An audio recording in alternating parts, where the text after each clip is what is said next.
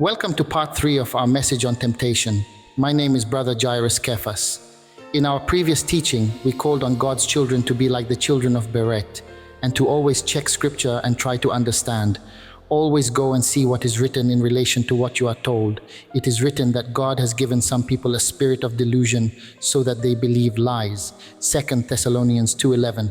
We can also highlight the sacrifice that Jesus is willing to make in this situation by approaching temptation in order to reject it and give the example of a Christian life firmly based on biblical principles and God's commandments. Anyone who promises you worldly possessions, cars, big houses in the name of God, that person is not from God. So be wary, be very careful, because biblical teaching must be biblical. But when it becomes carnal desires, then you become an idol worshiper. If we say that God is spirit and we start giving him material things, praying to him with material things to have our needs met, we are mistaken.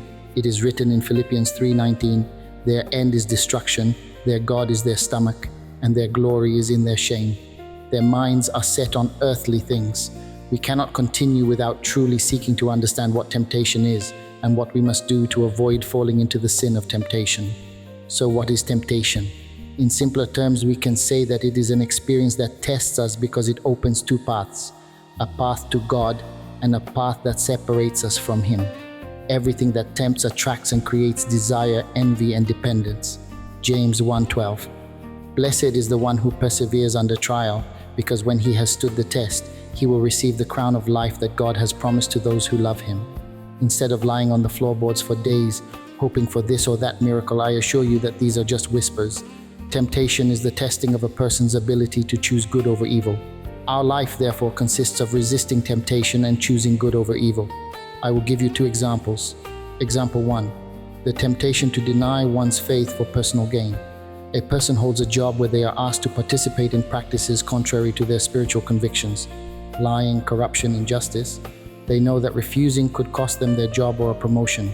The spiritual temptation then consists of abandoning their values and faithfulness to God to keep their material advantages, or remaining steadfast in the truth despite the consequences. Example 2, the temptation to turn away from God in times of trial. Don't miss part 4 of our teachings on this page. Subscribe so you won't miss anything. I just wanna rush in the souls. I just wanna